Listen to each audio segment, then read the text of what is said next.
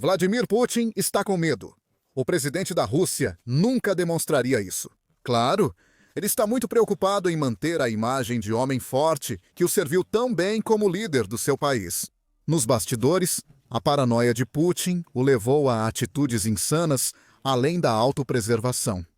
Parece que você pode tirar o homem da KGB, mas não pode tirar a KGB do homem. E agora, Putin está apavorado com uma coisa: drones ucranianos que podem alcançar Moscou. Putin teme pela vida enquanto drones ucranianos se aproximam para atacar. Ele achou uma solução muito complicada para o problema. A United 24 Media anunciou em 12 de novembro que vai abrir vários escritórios pela Rússia. Sozinho, isso não pareceria estranho. Líderes mundiais precisam de escritórios em seus países para responder rapidamente às situações. A diferença entre essas salas de situação e os escritórios de Putin é simples. Os escritórios do líder russo são quase idênticos. Por quê? Porque Putin nunca quer que saibam onde ele está em certo momento. A mídia United 24 diz que a descoberta dos escritórios idênticos de Putin foi feita por um veículo investigativo chamado Sistema, que trabalhou junto com a Rádio Europa Livre, Rádio Liberdade e Current Time para descobrir o que Putin faz. Segundo o Sistema, os escritórios de Putin, conhecidos como salas bege, seguem padrões rigorosos para garantir seu controle total. O veículo diz ter encontrado ao menos 3 dessas salas bege em sua investigação. Observe que há várias pistas ao investigar um dos escritórios idênticos de Putin. Maçanetas, linhas decorativas e pastas são algumas dessas pistas. Você verá em breve como o sistema descobriu os escritórios falsos. A United 24 Media acrescenta que as salas bege têm o mesmo layout, paredes, painéis e móveis. Para um observador desinformado, esses 3 escritórios pareceriam um só, e é nisso que Putin aposta. Ele criou esses escritórios para que as imagens oficiais das reuniões pareçam sempre no mesmo local, mas não estão. Segundo o sistema, Putin pode estar a qualquer momento em um escritório em Sochi, Valdai ou Novo Ogariovo. Pelas fotos oficiais, não dá para saber qual é qual, isso é intencional. Mas se esses escritórios são idênticos, até nos detalhes, como a quantidade de lápis sobre a mesa, como o sistema descobriu que eles existiam? Ele explicou seu método. A organização analisou centenas de publicações sobre Putin e seus oficiais nos últimos 10 anos, incluindo horas de filmagens do programa Kremlin Moscou Putin. Após reunir filmagens e fotos, seguiram-se horas de investigação meticulosa. A organização investigativa analisou documentos de compras e plantas oficiais para identificar que vários escritórios idênticos foram construídos na Rússia. Ela também analisou os registros de viagem de jornalistas da mídia estatal russa para descobrir onde eles estavam e por quê, permitindo à organização juntar ainda mais peças. Esse exame detalhado permitiu ao sistema identificar inconsistências. O escritório original, que serve de base para os outros 2, fica em Novo Ogariovo. Putin sempre diz estar nesse local ao permitir a divulgação de imagens dele ou de aliados em seu suposto escritório principal. A primeira pista do sistema sobre as falsificações surgiu em dezembro de 2020. Naquele dia, o apresentador do Kremlin, Pavel Zorubin, estava fora do que seria Novo Ogariovo. Ao puxar a maçaneta, Zorubin falou: "É razoável supor que uma parte significativa da preparação para a coletiva de imprensa aconteceu exatamente nesta sala. Talvez fosse razoável supor isso, mas essa suposição estaria errada." A cena seguinte mostra Putin puxando a mesma maçaneta. Tanto a cena original quanto as imagens de Putin estão identificadas como sendo de Novo Ogariovo, o que o Kremlin reforça para não deixar dúvidas ao público sobre onde Putin está localizado. Fica claro que a televisão estatal russa queria que as pessoas achassem que o repórter e Putin estavam no mesmo prédio ao mesmo tempo, com imagens transmitidas ao vivo. Porém, as maçanetas destacadas pelo programa Pro-Putin acabaram revelando tudo. Se observar atentamente, verá que Putin e Zerubin abrem portas diferentes, apesar de parecerem iguais. Em uma, a maçaneta está mais alta, na outra, mais baixa, segundo reportagem do Current Time sobre o sistema. Um desses escritórios era uma réplica, a maçaneta da porta, no que mais tarde foi descoberto ser o escritório de Putin em Sochi. Segue a linha das juntas das placas que estão na parede adjacente. A maçaneta do escritório de Novo Ogariovo fica um pouco abaixo dessa linha. Uma emenda na parede atrás de Putin também está visivelmente mais baixa do que a mesma emenda no escritório de onde Zerubin faz seus relatos. Há outros indícios. Há pés diferentes nos suportes de televisão em ambos os escritórios, além de diferentes quantidades de orifícios de ventilação e blocos de anotações distintos. Temporizadores atuais. Tudo isso pode ser visto em fotografias compartilhadas pelo veículo. E tudo isso é evidência que reforça que Putin tem vários escritórios, que ele está tentando fazer parecerem idênticos. Esse tipo de discrepância entre os escritórios ocorre regularmente. O sistema analisou 700 relatórios em um dia. Uma reforma é anunciada, mas logo um novo relatório apresenta uma reforma diferente ou retorna ao modelo anterior. A reforma foi concluída. A publicação Proec noticiou sobre escritórios duplicados em 2020, levando o Kremlin a negar oficialmente e afirmar que as alegações são desinformação. A reação furiosa indica que Putin não quer que saibam que possui escritórios quase idênticos em vários lugares. Há também o terceiro escritório em Valdai. Este é o escritório onde Putin tratou do incêndio no Hotel Winter Cherry, em março de 2018 na Rússia. O incêndio matou ao menos 64 pessoas, incluindo 41 crianças na Sibéria, tornando-se emergência nacional. Talvez o medo de Putin da raiva do seu povo por permitir que uma tragédia dessas acontecesse tenha levado ele a decidir evitar seu escritório original e, em vez disso, usar a réplica de Valdai. Como sabemos que esse escritório falso não era o mesmo revelado em Sochi? Sistema afirma que Valdai se diferencia ainda mais dos outros dois compatriotas. Para começar, uma cena que percorre a parede atrás da mesa principal do escritório está um pouco mais alta do que a vista tanto em Novo Ogariovo quanto em Sochi. Também há um interruptor de termostato no centro do painel perto da porta em Valdai. Nos outros dois escritórios, esse interruptor está colocado fora do centro, próximo ao canto inferior esquerdo do painel. Também há diferenças nas cores das mesas nos três escritórios. E o local de Valdai tem a mesma maçaneta de porta, um pouco mais alta, que o escritório de Sochi. Há muitas evidências se acumulando. Por mais que o Kremlin negue, fica claro que Putin tem escritórios duplicados em toda a Rússia. Há evidências apenas para esses três escritórios idênticos. A United 24 diz que Putin começou suas encenações performáticas em escritórios em 2014, mesmo ano da anexação da Crimeia pela Rússia. Durante a pandemia de Covid-19, as mentiras aumentaram porque Putin queria que o povo acreditasse que ele estava isolado em Novo Ogariovo. As imagens do sistema mostraram que ele não estava lá, sendo mais provável que estivesse em Sochi ou Valdai. Você pode incluir que Putin quebrou suas próprias restrições da Covid-19 na lista de crimes dele. Os escritórios falsos de Putin se tornaram tão importantes que sua criação e uso viraram procedimentos russos. A investigação revela que o uso de escritórios clonados e locais falsos pelo Kremlin virou prática institucionalizada, segundo a United 24. Segundo o sistema, agora ele define a logística estatal e o protocolo para manter a segurança e o conforto psicológico do líder russo. Putin tem alternado regularmente entre seus três escritórios, quase idênticos desde o início da invasão à Ucrânia. A declaração sobre seu conforto psicológico mostra o motivo. Falaremos disso em breve. Se o relatório do sistema não for suficiente para te convencer de que Putin não só tem escritórios duplicados, mas também mente constantemente sobre e onde está em determinado momento, então um relatório do Pamflet oferece mais evidências. Em 13 de setembro, revelou ter conversado com Gleb Karakulov, ex-alto funcionário do Kremlin e do Serviço de Segurança de Elite de Putin. Karakulov, 35 anos, desertou após a invasão da Ucrânia por Putin. Por sua função, ele teria ficado sempre ao lado de Putin, o que lhe traria toda a percepção sobre o manual paranoico do líder russo. Karakulov confirmou a existência dos escritórios idênticos de Putin, afirmando que eles fazem parte de uma rede de sistemas de segurança projetados para evitar que Putin seja assassinado.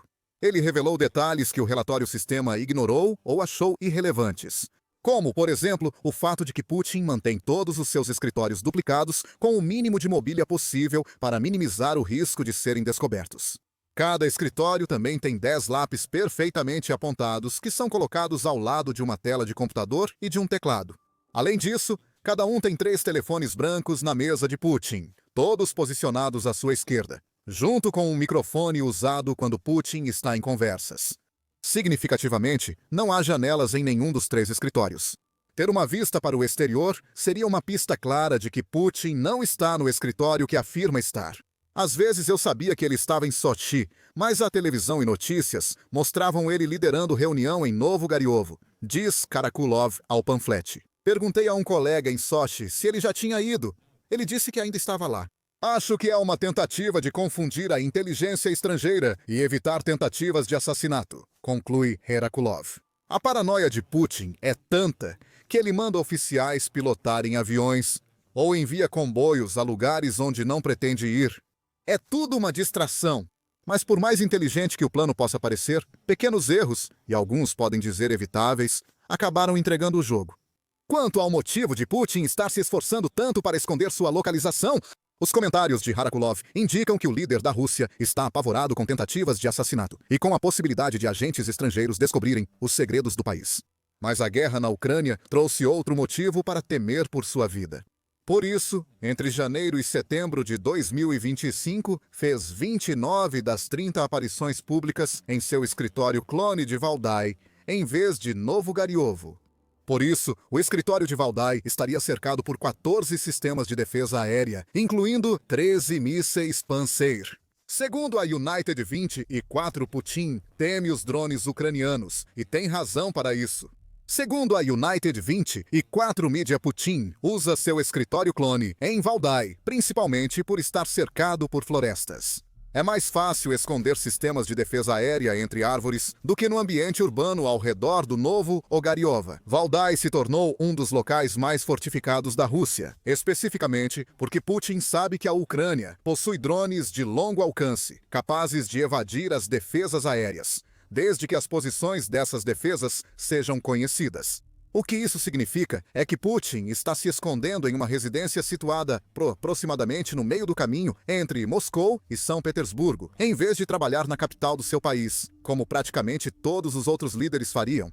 Putin sabe que a Ucrânia gostaria de eliminá-lo com um de seus drones, e que tem drones para isso. Segundo a Militani, relatório de maio de 2025 aponta que o drone FP-1 do país tem alcance de 1.600 quilômetros. Isso equivale a 994 milhas, o suficiente para colocar o escritório de Novo Gariovo em risco. A localização urbana desse escritório também significa que Putin não pode esconder facilmente as defesas aéreas, capazes de derrubar drones, tornando a posição ainda mais vulnerável. A Ucrânia também colocou Moscou sob cerco de drones várias vezes, desde que desenvolveu suas capacidades de drones de longo alcance. O mais recente desses cercos ocorreu no final de outubro, quando a Ucrânia enviou drones para Moscou em 3 noites consecutivas, forçando o fechamento dos aeroportos. Envia um recado a Putin de que nunca estará seguro ficando na capital. A Ucrânia usou esses drones contra Moscou para destruir alvos militares e industriais, segundo o Guardian, em 29 de outubro. É certo que alguns desses drones teriam como alvo Putin se ele não tivesse deixado a principal cidade da Rússia. Além de enganar a Ucrânia, os escritórios falsos de Putin também tentam enganar seu próprio povo. Pelo que o russo médio aprende na televisão estatal, Putin trabalha em seu escritório em Novo Gariovo. Esse é o suposto centro de poder de Putin. As emissoras de televisão que dizem que ele está lá podem tentar passar segurança à população que Putin quer controlar. Seu presidente está trabalhando duro, dizem essas reportagens. E ele está no mesmo escritório em que sempre trabalha, porque não tem medo da Ucrânia. Isso é uma completa mentira. Propagar essa mentira pode ajudar o Kremlin a convencer seu povo de que os ataques de drones ucranianos na Rússia não são tão perigosos quanto parecem. Se Putin não teme a Ucrânia, o povo russo também não deveria temer. E se esse povo não tem medo da Ucrânia, não há motivo para pressionar Putin a acabar com sua invasão brutal. Mesmo assim, o medo guia todas as decisões de segurança de Putin, desde a invasão da Ucrânia. Os escritórios duplicados em 3 locais ilustram a paranoia de Putin. Há muitos outros, alguns dos quais remontam a antes do início da invasão da Ucrânia. Karakulov, ex-membro do Serviço de Segurança de Putin, afirma que Putin sempre viaja sem um dispositivo hoje considerado essencial. A CBC informa que o desertor russo afirma: "Nunca o vi com celular", ele só recebe informações de pessoas próximas.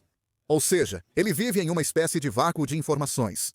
Esse vácuo não pode ser útil para Putin quando ele está tentando entender o que está acontecendo na Rússia ou na Ucrânia. Cercar-se de bajuladores que só dizem o que ele quer ouvir provavelmente está fazendo com que Putin perca o contato com a realidade.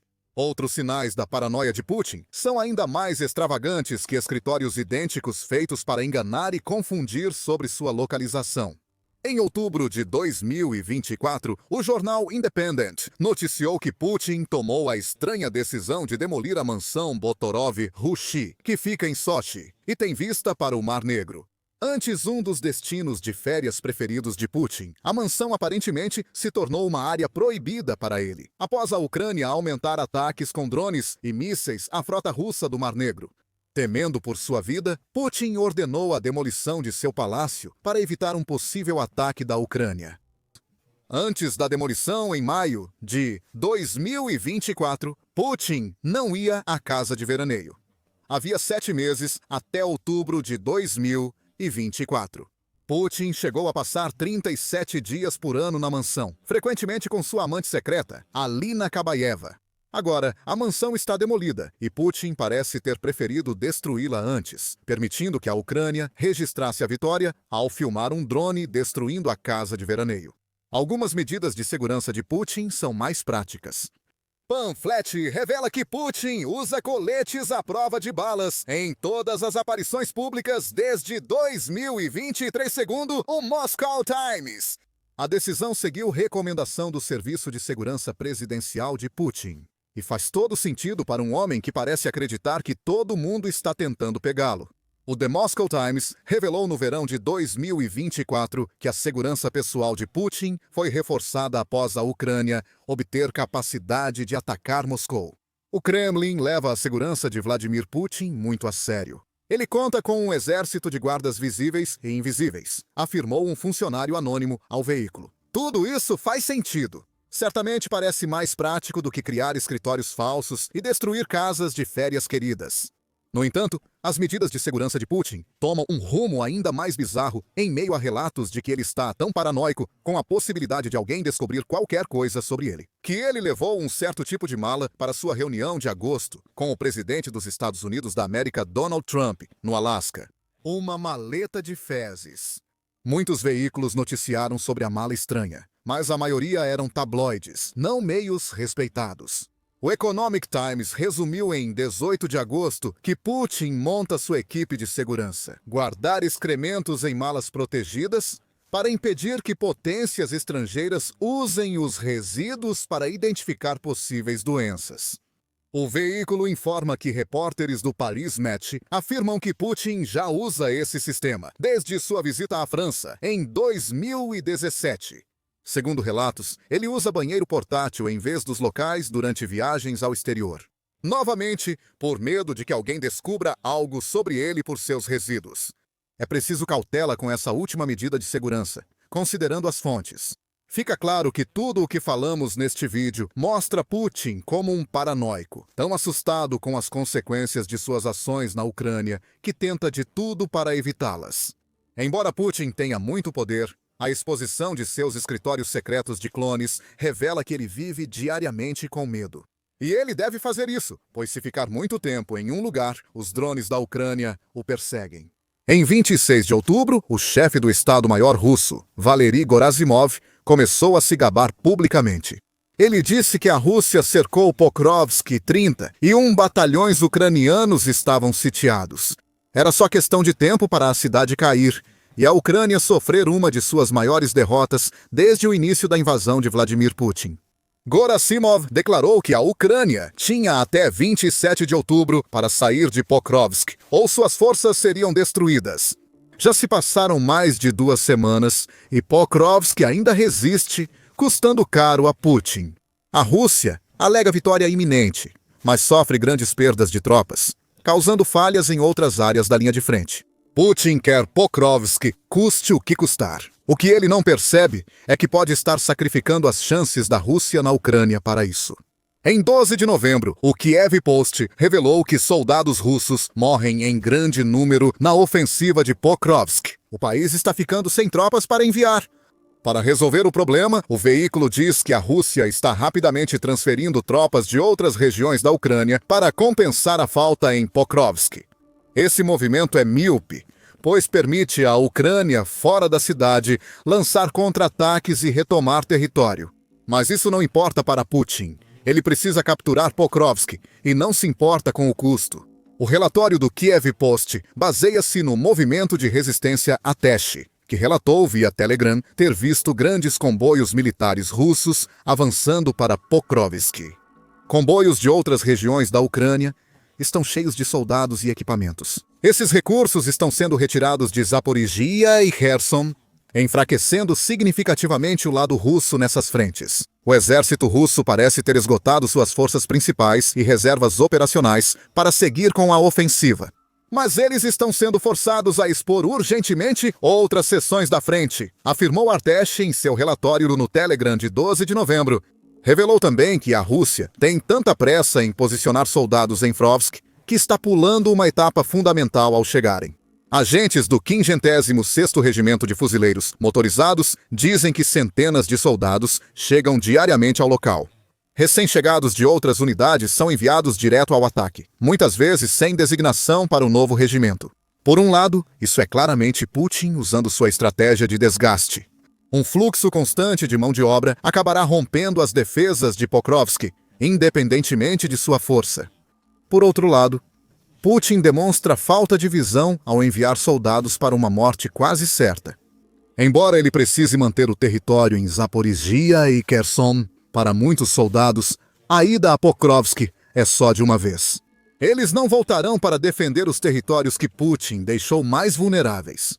A United 24 Media concorda, citando fonte do Atesh, que diz que a Rússia segue enviando tropas para a morte certa.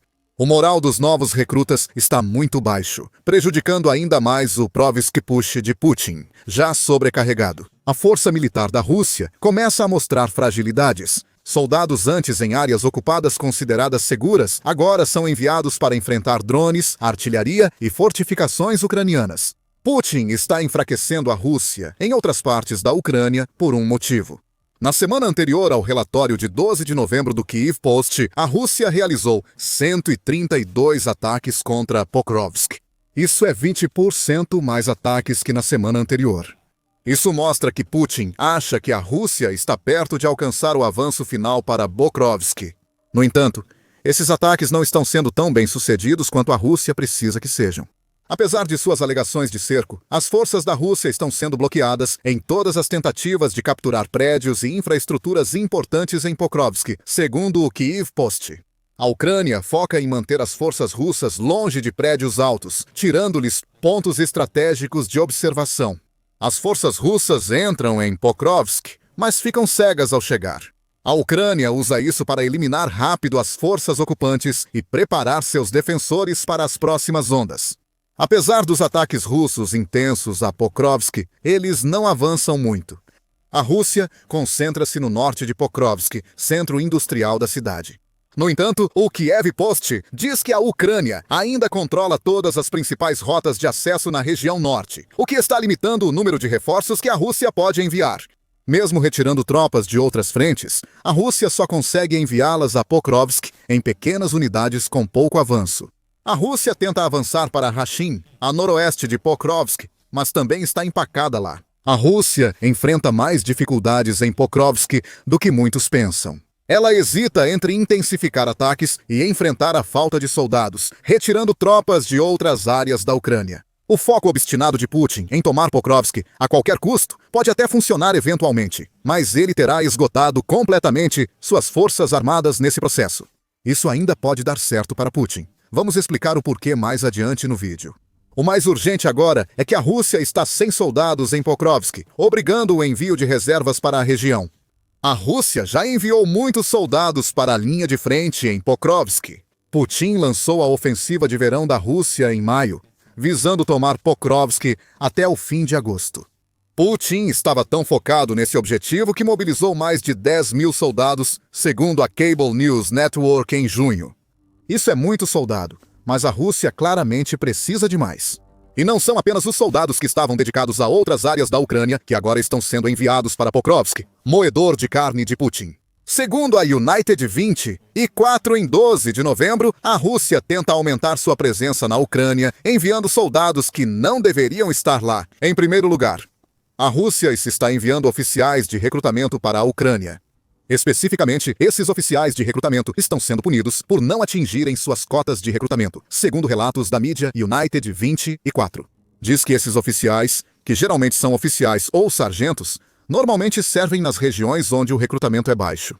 A República de Sakha, ou Iacutia, é um bom exemplo. Segundo o veículo, chefes de 7 oficiais de recrutamento foram enviados à linha de frente e agora servem nos exércitos 5º, 29º e 35º da Rússia. Essa informação não surgiu do nada. A United 24 Media afirma que a principal diretoria de inteligência da Ucrânia, monitora os movimentos desses oficiais de recrutamento. Putin confirmou que pune pelas falhas no recrutamento dos números necessários à Rússia. Em seu anúncio sobre a nova abordagem da Rússia, destaca que os oficiais de recrutamento em Iacutia ficam abaixo de suas metas em uma média de 40%, explicando por que são os primeiros punidos. Porém, o que Putin vê como punição é, na verdade, uma revelação involuntária dos bastidores. Isso mostra a gravidade da situação de mão de obra na Rússia.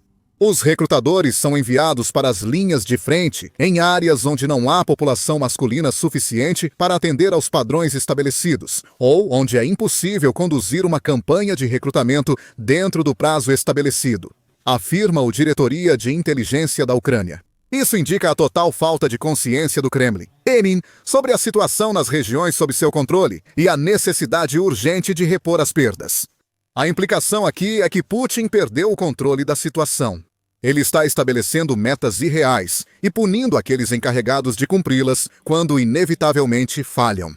Claro, isso também quer dizer que Putin manda recrutadores experientes morrerem na Ucrânia. Quem substitui esses oficiais punidos terá ainda mais dificuldade em alcançar os números de Putin e acaba sendo punido também. A Rússia seguirá sacrificando soldados talentosos em novos ataques suicidas em Pokrovsk. Em outro lugar, há outro detalhe interessante nessa parte da história. Recrutadores que cumprem punições de Putin atuam em regiões remotas da Rússia, mas o Diretoria de Inteligência da Ucrânia aponta que Putin parece perder o controle dessas áreas. Elas já foram grande fonte de mão de obra para a guerra na Ucrânia. Segundo o Centro Wilson, em março, Putin prioriza recrutar soldados das áreas mais pobres e distantes da Rússia. O remetente afirma que ele é desproporcionalmente recrutado entre indígenas da Rússia. E tem números para provar isso, usando a comunidade buriata como exemplo. Alexandra Gomazapova, presidente da Fundação Buriatia Livre, afirma que ao menos 2.470 moradores de Buriatia morreram em combate desde o início da invasão russa à Ucrânia. Numa república de 980 mil habitantes, sendo 30% buriatos, há 252 mortes em combate por 10 mil moradores. Em comparação, estima-se que 1.215 moscovitas morreram em combate em uma cidade de 13,2 milhões. São 92 mortes em combate para cada 10 mil habitantes, mostrando um claro viés. Putin envia os mais pobres e distantes para a Ucrânia, mantendo as exigências da guerra longe das principais cidades da Rússia. Por que isso importa? As dificuldades dos oficiais de recrutamento em Iacuta mostram que a oferta de soldados pobres na Rússia, que podem ser convencidos ou subornados com contratos altos, está acabando. O poço está quase seco. Isso indica que Putin terá que recrutar em cidades pouco afetadas pela guerra, ao contrário das regiões mais pobres da Rússia. O envio de reservistas e recrutadores à linha de frente, além da punição por não cumprir cotas, evidenciam a má situação do recrutamento militar russo.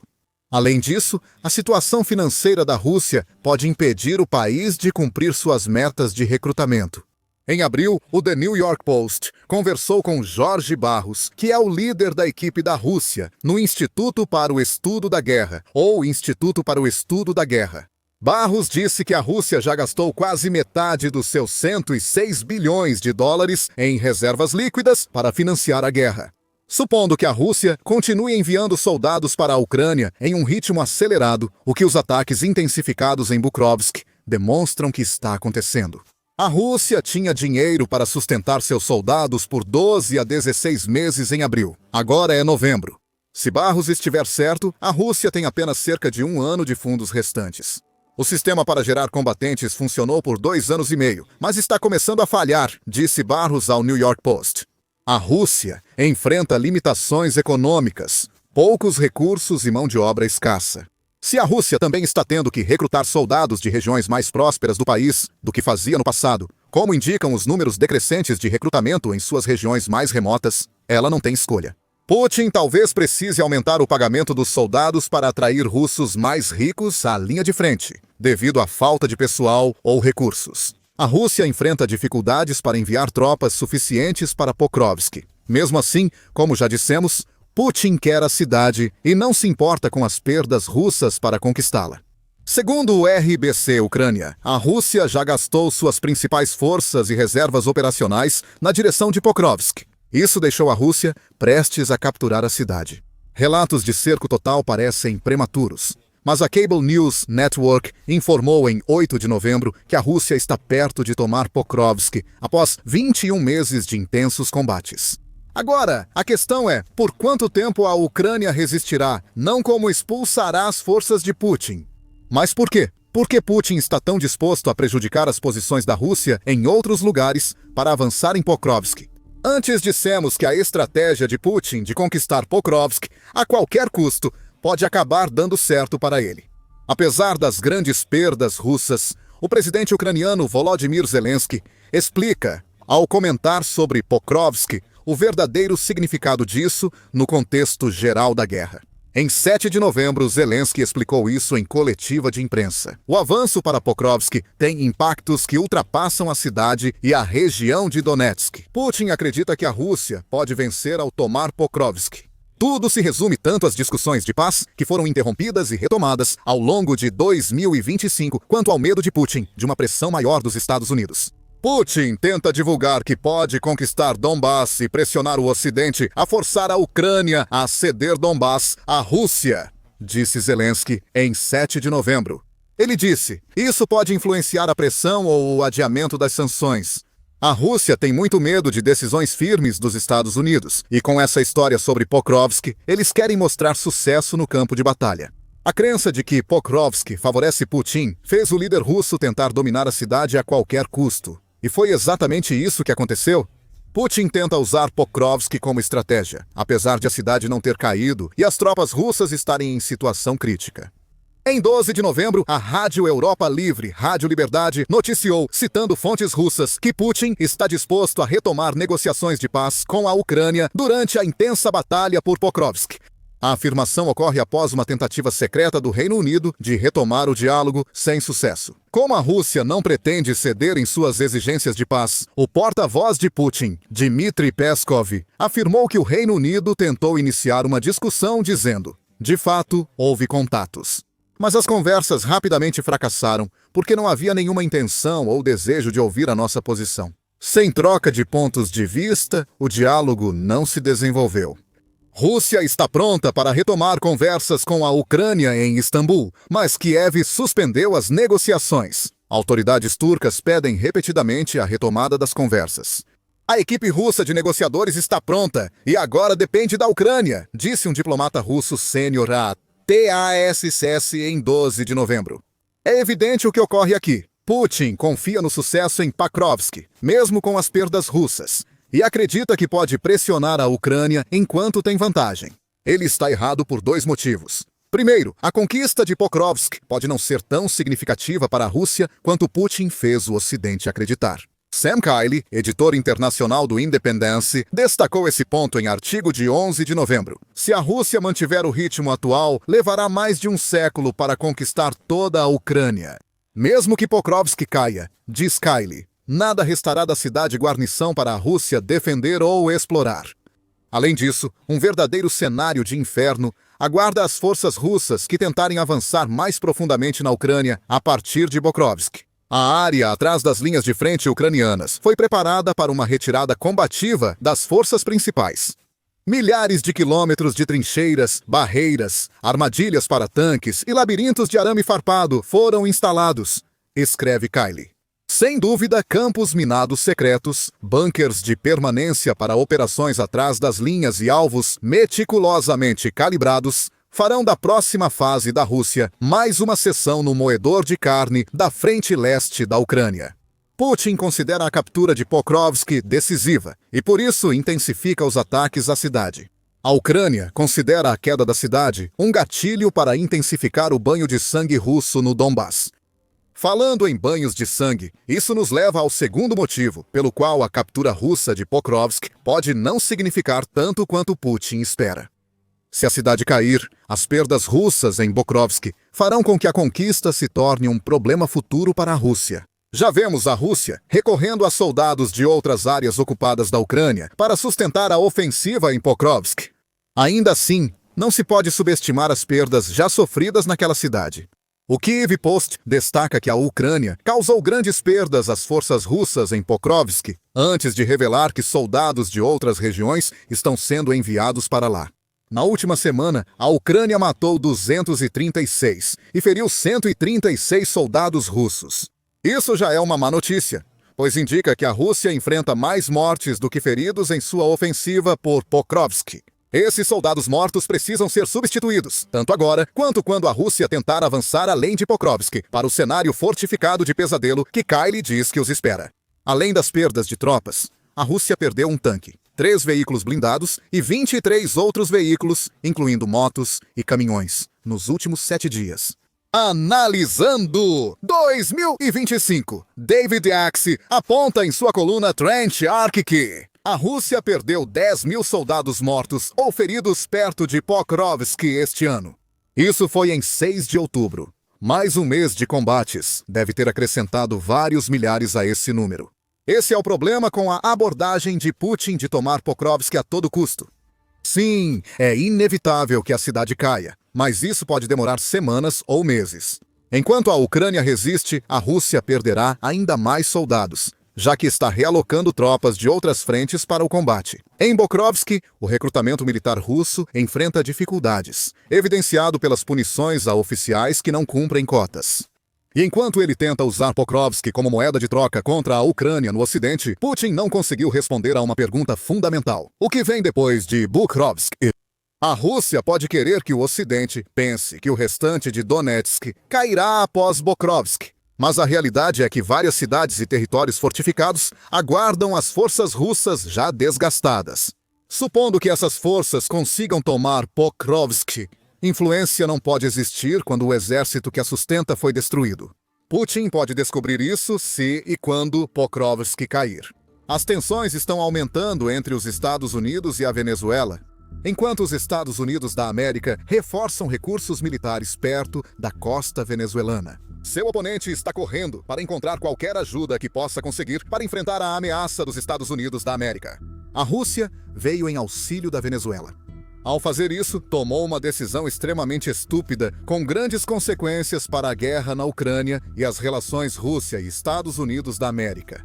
O que a Rússia fez de tão estúpido na Venezuela? Forneceu defesas aéreas ao país. Em 4 de novembro, o Warzone, TWZ, informou que um importante parlamentar russo confirmou o envio de defesas aéreas da Rússia à Venezuela. Ainda pior, o parlamentar sugeriu que Moscou pode fornecer mísseis balísticos e de cruzeiro futuramente. Para Nicolás Maduro, presidente da Venezuela, a notícia é excelente, pois enfrenta a ameaça crescente de navios dos Estados Unidos da América perto do país. Esses navios são escoltados pelo porta-aviões americano United States Ship. Gerald R. Ford e sua frota de destroyers cruzavam o Atlântico durante o relatório do TWZ. Sobre o que a Venezuela recebe, o parlamentar é Alexei Zaravlev, primeiro vice-presidente do Comitê de Defesa da Duma Estatal da Rússia. Ele deu detalhes ao veículo russo Gazeta.ru. Os sistemas russos Panzer S-1 e Buk M-2E chegaram recentemente a Caracas em aviões Ilyushin 76, informou Zaravlev em 1º de novembro. Ele também ameaçou os Estados Unidos da América ao sugerir que o que revelou está longe de tudo que a Rússia enviou a Maduro. As informações sobre os volumes e os nomes exatos do que está sendo importado da Rússia são confidenciais. Então, os americanos podem ter algumas surpresas. Zaravlev acrescentou: "Não vejo nenhum obstáculo em fornecer a um país amigo novos desenvolvimentos como o Oreshnik, ou digamos, o comprovado míssil Kaliber. Nenhuma obrigação internacional impede a Rússia. E a mensagem é clara.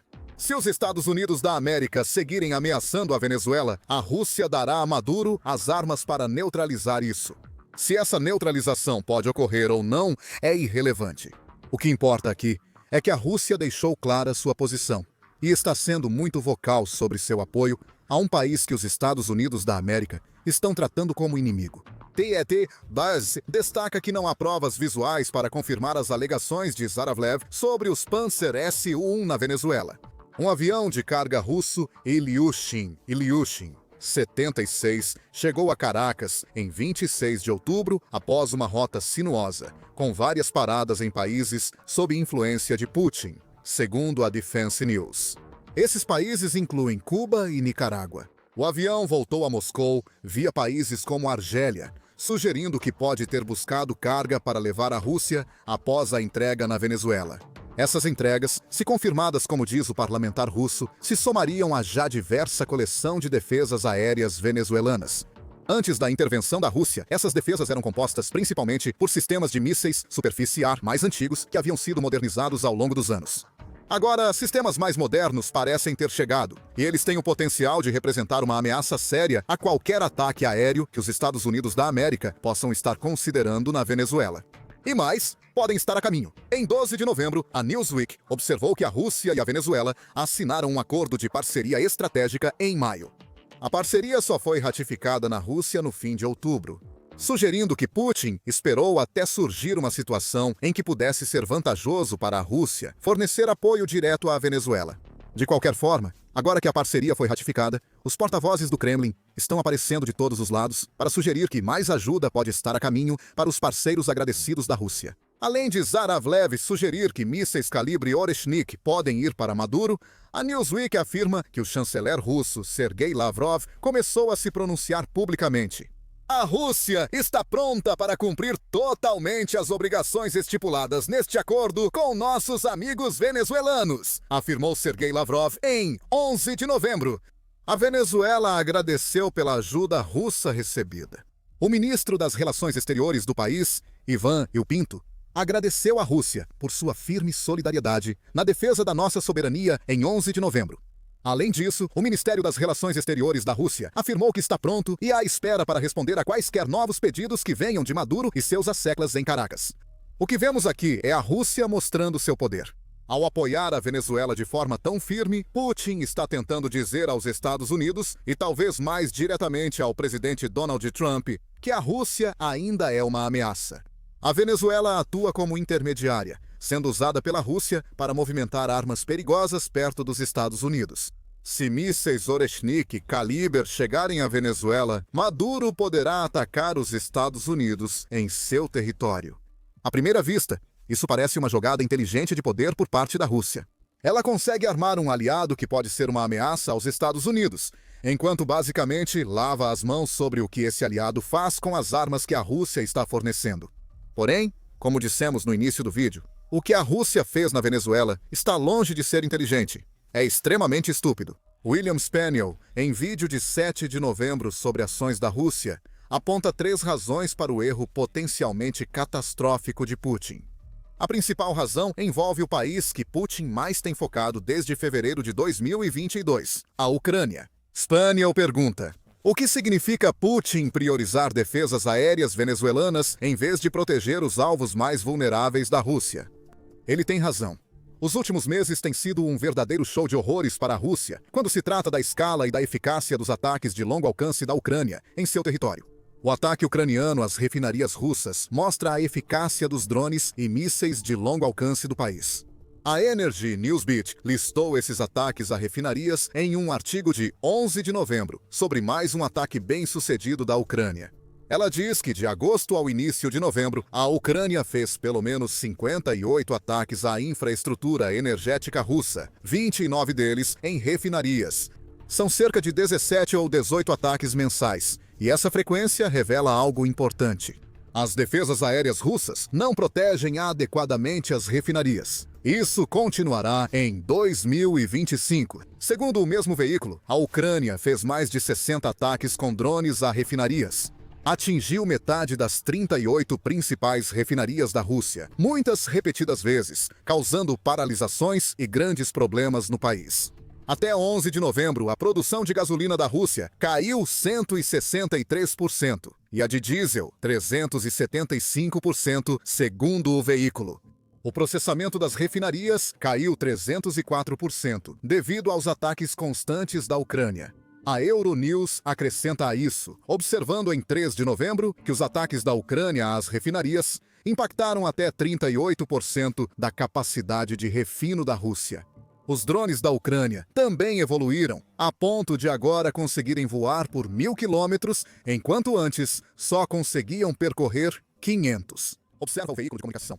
A Rússia perdeu 50 mil barris de sua capacidade de refino por dia. E isso está acontecendo principalmente por causa dos drones que custam apenas $55 mil cada. Relatamos isso porque vamos fazer perguntas. O que a Rússia precisa para reduzir a eficácia dos drones de longo alcance da Ucrânia? Defesas aéreas, o que ela acabou de enviar, e afirma que continuará enviando para a Venezuela. Defesas aéreas. A última decisão da Rússia é tão estúpida porque a impede de obter o que precisa para tentar conter as ameaças de longo alcance da Ucrânia. Lembre-se, esses drones já tinham grande sucesso antes de a Rússia enviar sistemas Buk e Pantsir à Venezuela. Com menos sistemas de defesa aérea, a Rússia deixa seus principais alvos ainda mais vulneráveis aos ataques da Ucrânia. A defesa aérea da Rússia também não vai melhorar magicamente. De acordo com o Ministério da Defesa da Ucrânia, a Rússia já perdeu 1.242 unidades de guerra antiaérea desde que Putin lançou sua invasão. Isso é uma grande parte dos seus estoques que se foi. Ou porque as unidades foram destruídas, ou porque a Ucrânia eliminou os radares usados para detectar alvos. Analistas notaram que a Rússia agora possui grandes brechas em seu território, prontas para serem exploradas por drones ucranianos. O Kiev Independent publicou as opiniões de 2 especialistas em 9 de novembro.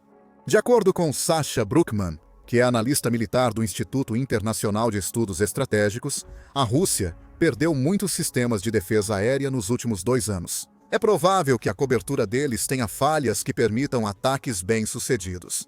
Jorge Barros, do Instituto para o Estudo da Guerra, concorda e acrescenta: uma vez que você ultrapassa aquela camada inicial ao redor do teatro de operações na Ucrânia, o restante da Rússia apresenta falhas e vulnerabilidades.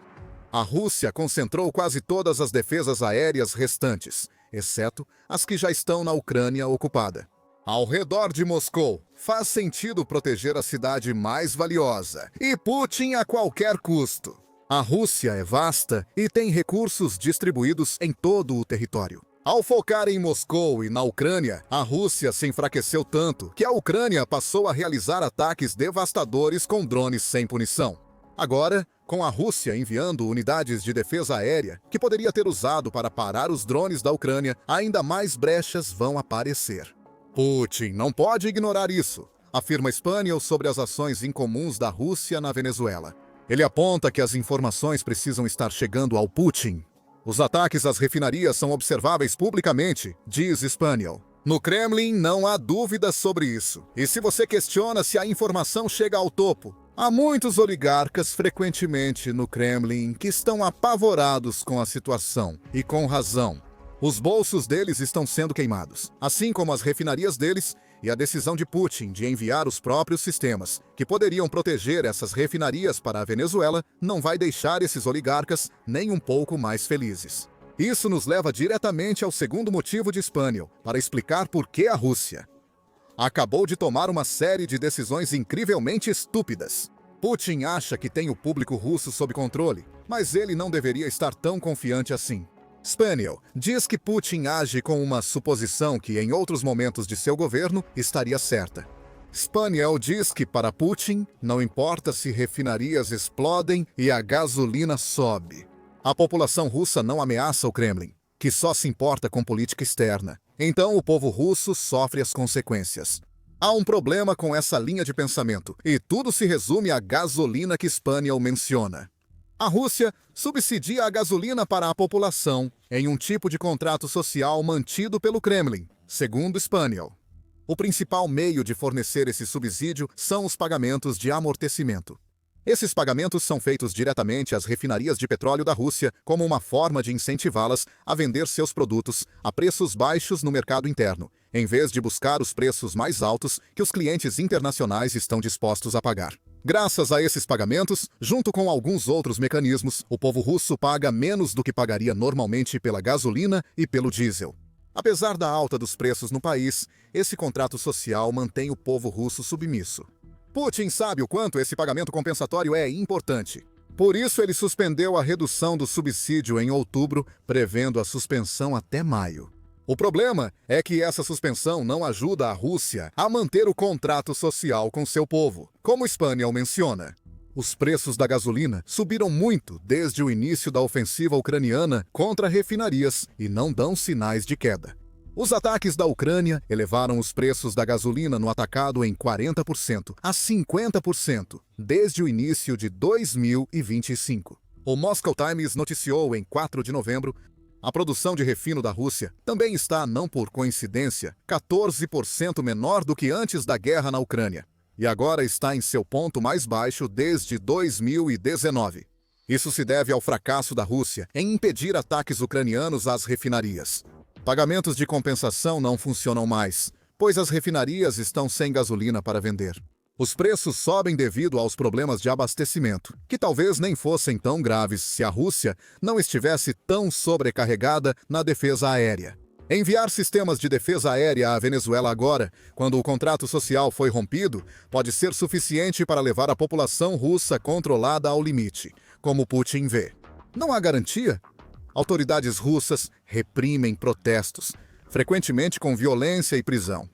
No entanto, Spaniel faz uma comparação com a mobilização parcial da Rússia no outono de 2022 para a Ucrânia, para destacar como Putin pode estar subestimando a força da possível reação pública diante das implicações da decisão da Rússia de ajudar a Venezuela com sistemas de defesa aérea, que a própria Rússia realmente precisa. Não houve outra mobilização desde 2022, pelo menos oficialmente.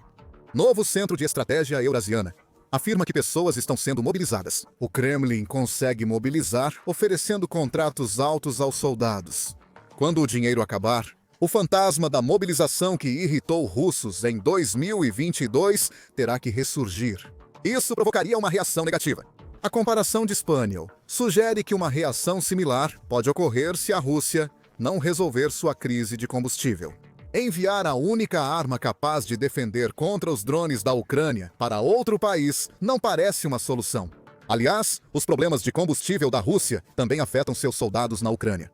Eles não recebem gasolina, diesel e combustível de aviação para os ataques, morrendo por isso. Talvez por isso, alguns generais russos peçam a cabeça de Putin, segundo matéria de outubro do National Security Journal. Generais da ativa e altos funcionários russos estão em conflito com Putin devido às consequências de suas decisões militares. Uma das preocupações deles é que Putin está obstinadamente se agarrando ao mesmo conjunto de exigências maximalistas que ele tem desde o primeiro dia da guerra. A revista afirma que a ausência de autocrítica ou ajustes estratégicos diante das novas realidades no campo de batalha preocupa. Apesar das altas baixas e de outras perdas impressionantes, os objetivos centrais de Putin permanecem inalterados. Enviar defesas aéreas à Venezuela é só mais um dos erros que Putin cometeu desde a invasão da Ucrânia. Talvez generais irritados e um público russo furioso com o rompimento do contrato social sejam a consequência da decisão do Kremlin. Isso nos leva ao terceiro e último motivo pelo qual a decisão de Putin de armar a Venezuela é tão estúpida. Isso inevitavelmente vai irritar Trump. Spaniel acredita que Putin acabou de tomar essa decisão porque acha que as ações dos Estados Unidos da América em torno da Venezuela não são um blefe completo. O Kremlin provavelmente não acredita que uma guerra vai acontecer. Spaniel acrescenta rapidamente: mas Putin está nervoso porque os Estados Unidos da América estão ameaçando um de seus aliados. Putin transfere defesas aéreas para fortalecer a posição de barganha da Venezuela em futuras negociações. Segundo Spaniel, Acordos para evitar guerras em crises devem ser proporcionais ao equilíbrio de poder. Então, quanto mais poder a Venezuela tiver, melhor ela vai se sair, seja em termos de um acordo negociado ou do resultado esperado de uma guerra. As armas são tão úteis para impor uma paz coercitiva quanto para travar guerras, conclui Spaniel. Putin estaria tentando prejudicar Trump usando a influência dos Estados Unidos? Para um homem que se orgulha da arte do acordo, a intervenção de terceiros em suas negociações militares não será bem recebida. Trump já está muito frustrado com Putin. Meses buscando paz na Ucrânia fizeram Trump ser enganado por Putin mais de uma vez. O líder da Rússia dirá a Trump que deseja paz, mas continuará bombardeando a Ucrânia sem tentar alcançá-la. Trump tem demonstrado publicamente sua frustração com Putin nas últimas semanas. Em 22 de outubro, Trump cancelou reunião com Putin em Budapeste, dizendo: "Não quero uma reunião desperdiçada. Não quero perder tempo. Vamos ver o que acontece." Trump disse na reunião que não achava que Putin levaria nada a sério. Então, por que se dar ao trabalho de realizar a reunião? Essa demonstração externa de frustração sinalizou uma atitude que Trump vinha ameaçando tomar há meses. Um dia, após cancelar a reunião em Budapeste, o político informou que Trump impôs novas sanções às petroleiras russas Rosneft e Lukoil, surpreendendo a Rússia e ameaçando causar prejuízos bilionários ao país. Trump agora rompeu com Putin, tornando a relação entre eles mais adversária do que em qualquer momento desde o início do segundo mandato de Trump como presidente dos Estados Unidos da América. A Rússia enviar armas à Venezuela não vai ajudar a relação, ainda mais com Trump irritado com Putin. A Rússia seguirá em uma guerra de atrito que já matou ou feriu mais de 115 milhões de soldados e agora devasta sua indústria de energia. Afinal, Trump não vai se submeter às exigências maximalistas de Putin por paz, enquanto a Rússia está ativamente ajudando um país que os Estados Unidos da América designaram como inimigo. Putin precisa de Trump ao seu lado se quiser conseguir o que deseja da Ucrânia, sem que a Rússia pague um preço ainda mais alto em sangue do que já pagou. Antes de 2022, a Ucrânia não seria um dos primeiros países que viriam à mente ao falar sobre grandes superpotências militares. Agora é famosa mundialmente por seu exército excepcional, equipamentos militares inovadores e uma indústria de defesa em rápida evolução. Ninguém previu isso, nem mesmo a OTAN. A aliança ficou atônita com a impressionante ascensão da Ucrânia e a alta de Kiev nos rankings militares. Ainda não acabou! A cada dia fica mais forte, quebra limites, bate recordes e prova ser uma das forças militares mais dinâmicas, adaptáveis e inovadoras do mundo. Em nenhum lugar, a evolução militar da Ucrânia é mais evidente do que no campo da guerra com drones. Enquanto muitos países, incluindo algumas das maiores potências militares do mundo, ainda estão tentando entender o básico de construir, implantar e usar drones no campo de batalha. A Ucrânia está anos-luz à frente deles em missões de reconhecimento e ataque. Em menos de 4 anos desde o início da guerra, a Ucrânia se transformou de novata em drones a mestre, servindo de exemplo para outros países do mundo, e até superando a Rússia no uso estratégico de veículos aéreos e marítimos não tripulados para prejudicar o adversário. Como conseguiu tudo isso? Bem, a resposta simples é que não tinha escolha. Com o tempo, a guerra deixou de ser convencional, com tanques e trincheiras, e passou a ser dominada por bombardeios aéreos. Enxames de drones e mísseis forçaram a Ucrânia a se adaptar rapidamente para sobreviver. A Rússia enviou dezenas e depois centenas de drones todas as noites, atacando infraestrutura militar e civil com intensidade implacável. Até os exércitos mais fortes do mundo teriam dificuldade para repelir ataques tão intensos. Especialmente porque muitos têm pouca ou nenhuma experiência em lutar com ou contra drones em grande quantidade. Na teoria, a Ucrânia poderia ter sucumbido à pressão, mas isso não ocorreu. Como, em outras ocasiões desta guerra, suas forças buscaram força interna e desafiaram as probabilidades. Diante da ameaça de perder seus territórios para os russos, e vendo inúmeras pessoas inocentes serem mortas ao longo do caminho, o país fez o que sabe fazer de melhor. Ele se adaptou. Ele analisou as ações da Rússia e buscou superá-las. mobilizando dezenas de empresas de defesa em toda a Ucrânia para aprimorar as capacidades de drones. Algumas modificavam quadricópteros simples para missões de reconhecimento e ataque. Outros construíram drones totalmente novos do zero. Alguns até tentaram desafios maiores, como transformar aeronaves ultraleves comerciais em bombardeiros kamikaze não tripulados. Pouco a pouco, os esforços deles se somaram até hoje, quando a Ucrânia agora é considerada o principal nome em produção e inovação de drones. Ela não só conseguiu produzir alguns dos drones mais eficazes, eficientes e avançados atualmente em operação, como também colocou esses drones à prova, usando-os para realizar ataques devastadores contra as forças russas em territórios ocupados da Ucrânia e até dentro da própria Rússia, destruindo aeródromos, fábricas militares, refinarias e depósitos de combustível. A notável maestria da Ucrânia em tecnologia de drones mantém a guerra ativa, já que Kyiv provavelmente teria capitulado sem seus enxames estratégicos e operadores de alto nível, fortalecendo suas linhas defensivas e empurrando os russos para trás repetidas vezes. Os drones podem até se mostrar o fator X, que no final dará a vitória à Ucrânia. Para que isso aconteça, vai precisar de muitos deles. Felizmente, isso não deve ser um problema. Um relatório recente da Bloomberg revelou a estatística impressionante de que a Ucrânia atualmente produz cerca de 4 milhões de veículos aéreos não tripulados por ano.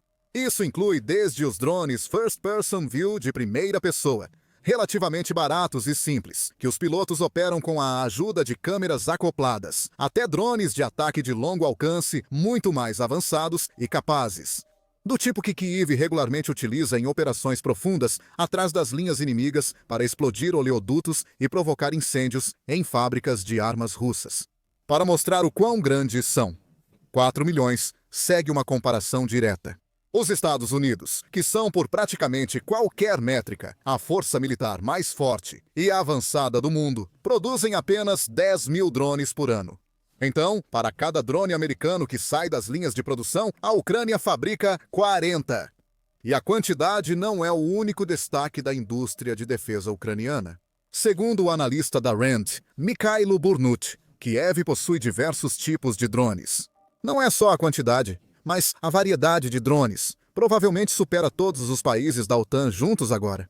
De fato, enquanto o exército russo foca bastante nos drones do tipo Shahed, que se originaram no Irã, mas agora são produzidos em massa em solo russo. A Ucrânia escolheu um exército de drones mais dinâmico e diverso para surpreender seu inimigo. Nos primeiros dias do conflito, as forças armadas ucranianas usaram intensamente drones Mujin 5 ou Sky 5000 fabricados na China, em ataques de agosto de 2022 à base da frota do Mar Negro da Rússia em Sebastopol, Crimeia. Também houve relatos de que a Ucrânia utilizou o UG-22 Airborne, um drone monomotor capaz de transportar uma ogiva interna ou várias bombas lançadas do ar, com alcance de até 500 milhas. 800 quilômetros, assim como o Morok, que pode percorrer distâncias de até 186 milhas, 300 quilômetros, enquanto transporta uma ogiva de aproximadamente 66 libras, 3 quilos. As forças ucranianas usam o UG-25 Skyline a jato e o UJ-26 Castor de longo alcance, empregado em ataques a Moscou e outras regiões da Rússia. O AK-400 FOIS começou como programa voluntário, mas agora está em produção em série e já foi incorporado às Forças Armadas do país. Existem muitos outros exemplos de diferentes tipos de drones, alguns grandes, outros pequenos, alguns projetados para vigilância e coleta de inteligência, outros feitos para lançar bombas ou até mesmo realizar ataques kamikaze, mergulhando contra tanques inimigos, fortificações e concentrações de tropas. Cada um é diferente, e alguns se destacaram mais que outros.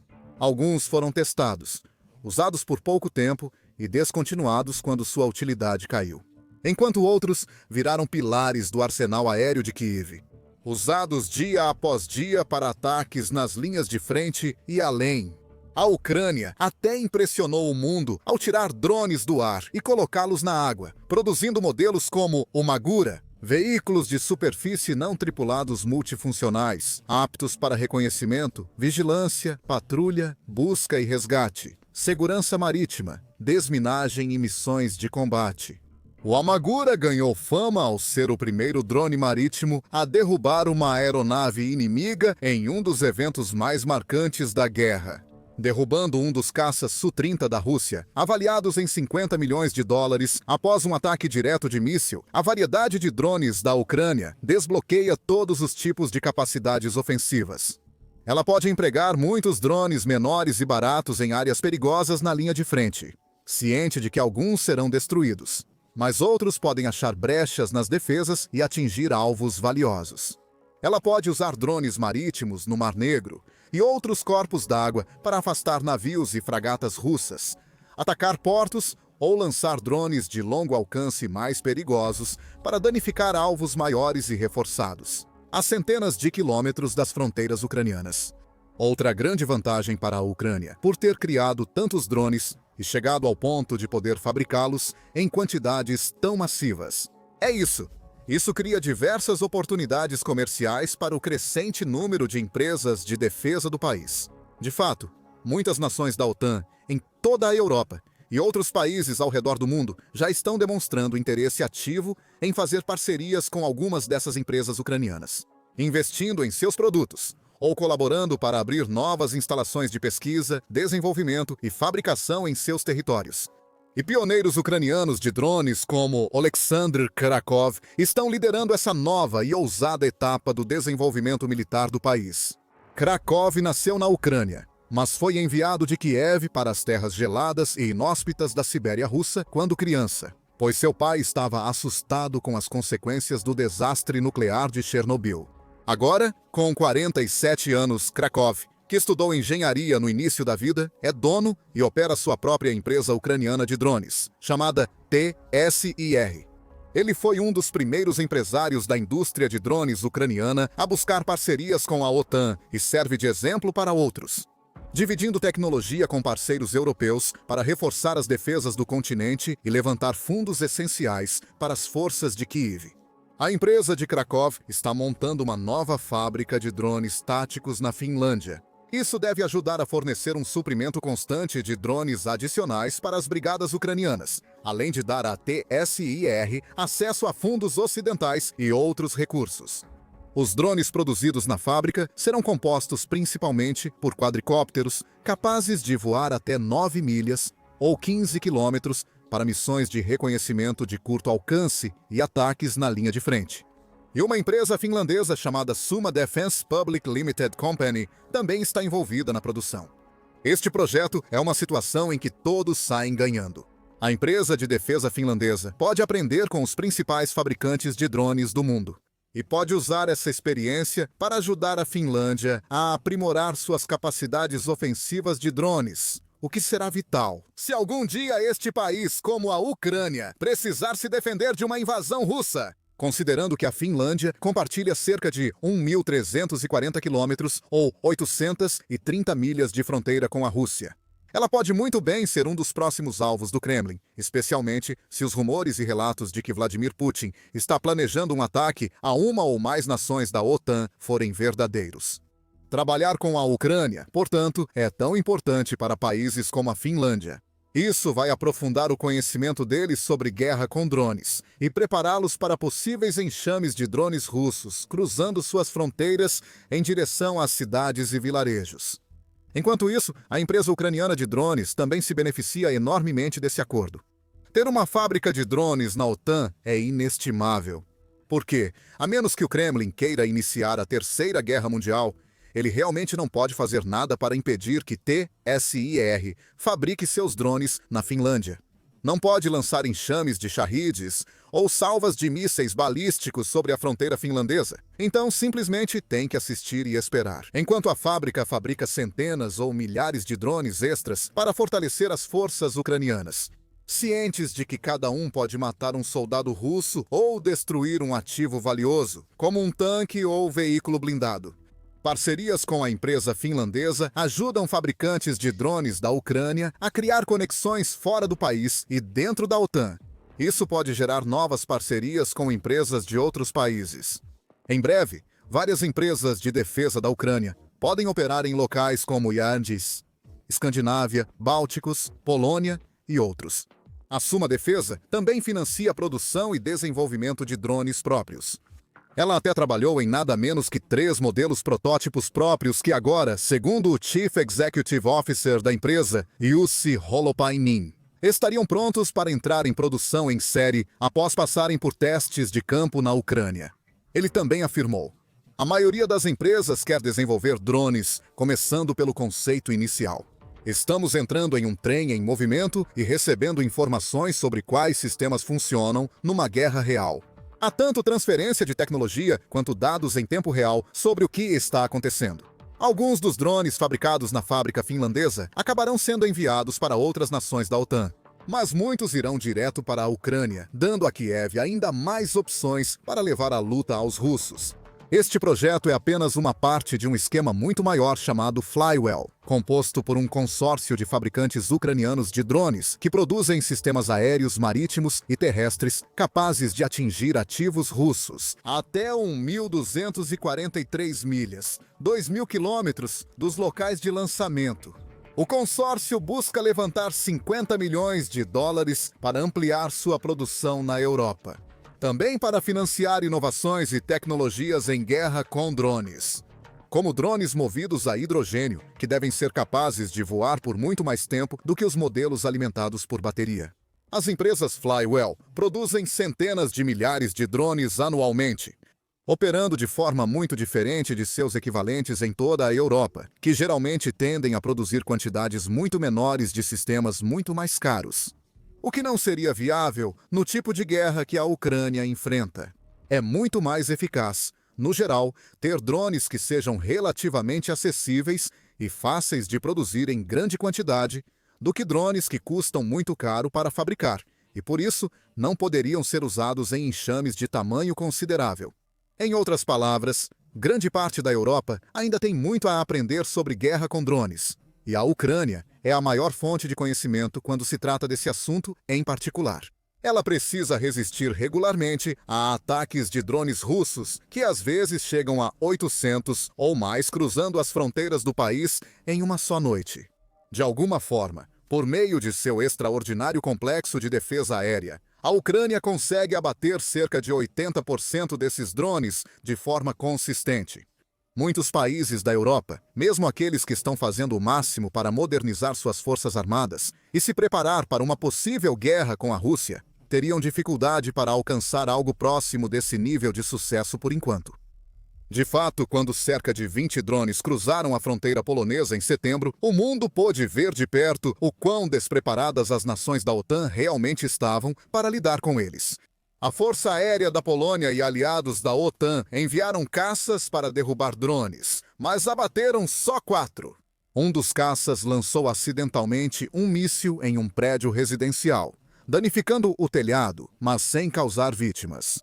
Foi uma resposta caótica e relativamente fraca a um enxame russo muito pequeno, se comparado aos que entram na Ucrânia todas as noites. Isso preocupou muitos na Ucrânia e fora sobre o futuro da Europa. Grakov disse que abater 4 drones em uma noite seria um mau resultado para uma equipe ucraniana de defesa aérea. Grakov também estimou que as nações da OTAN provavelmente gastaram mais com o combustível de seus caças respondendo aos drones do que a Rússia gastou para fabricá-los. Ele teme que os países europeus não estejam se adaptando rápido nem aprendendo as lições que a Ucrânia tenta ensinar. Na Ucrânia, drones são hoje a principal causa de mortes e ferimentos civis, com números em aumento ao longo de 2025. Com o aumento dos enxames russos, os ataques se intensificam.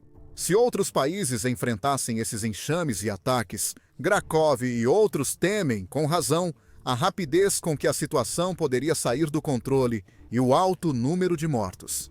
Felizmente, várias nações da OTAN demonstraram disposição para aprender com a Ucrânia e interagir com os contratantes de defesa do país.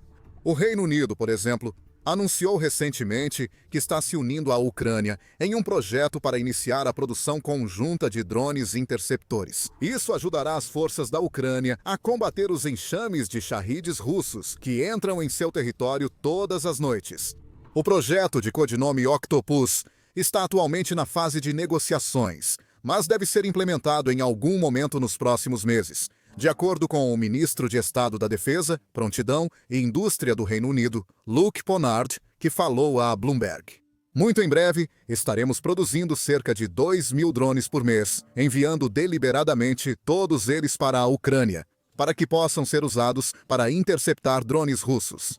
O ministro explicou que a produção dos drones começará no Reino Unido, podendo ser expandida para outros locais. O Reino Unido se destaca em P&D e manufatura avançada para atender às necessidades de campo de batalha da Ucrânia. Podemos acrescentar algo que nossos amigos ucranianos não têm. Precisamos agir rápido e sermos os primeiros. Várias outras nações da Europa já estão negociando acordos ou já estão no processo de trabalhar lado a lado com fabricantes de drones ucranianos. A Eslováquia firmou parceria oficial com o fabricante ucraniano de drones Skytom em 2024. A Skytom, que produz o drone Raber, capaz de percorrer impressionantes 2.500 quilômetros ou 1.553 milhas e voar por até 28 horas. Arrecadaram mais de 10 milhões de euros. Dólares dos Estados Unidos, dólares 116 milhões em financiamento externo para construir fábrica na Eslováquia. Segundo o fundador Oleksandr Stapura, a empresa abriu uma instalação internacional por temer que suas fábricas na Ucrânia fossem alvos prioritários da Rússia. Também anunciou parcerias com o Reino Unido e a Dinamarca. Stapura admite que trabalhar na Europa tem altos e baixos. Produzir na Europa garante à Skytom acesso aos mercados globais e da OTAN, mas implica custos e regulamentações mais rigorosos. Engenheiros ucranianos implementam melhorias mais rápido que europeus, por estarem mais próximos dos usuários finais. Firepoint é mais uma empresa de defesa ucraniana que se beneficia do interesse e do investimento europeus. A Dinamarca reservou 500 milhões de coroas, o equivalente a 77 milhões de dólares, para ajudar a empresa, que é a marca por trás do novo e empolgante míssil de longo alcance Flamingo, a estabelecer operações em solo dinamarquês. Como a Skytom, a Firepoint acredita que ter uma fábrica na OTAN protege suas operações de ataques russos. Toda a produção da instalação irá diretamente para a Ucrânia apoiar o esforço de guerra. E há centenas de outras empresas de drones que podem se beneficiar desse tipo de apoio nas próximas semanas e meses. Como observa o vice-primeiro-ministro da Ucrânia, Mikhailo Fedorov, em 2022, a Ucrânia tinha 10 fabricantes de drones. Agora são 500. Quando a guerra terminar, essas centenas de empresas provavelmente receberão inúmeras ofertas e propostas de outras empresas do mundo todo, ansiosos para investir e aprender com suas experiências. Sem dúvida, dando grande impulso à economia da Ucrânia após a guerra. Enquanto isso, eles continuarão fazendo o que sabem de melhor, produzindo os diversos veículos aéreos não tripulados que estão ajudando a Ucrânia a vencer esta guerra. Descubra o poder dos drones ucranianos neste vídeo, que mostra como um recente ataque de Kyiv afetou a indústria petrolífera do Kremlin. Ou para analisar outro lado das capacidades ofensivas da Ucrânia, assista a este vídeo, que mostra como as forças de Kyiv estão usando sistemas avançados de guerra eletrônica para eliminar mísseis russos sem sequer precisar disparar um único tiro.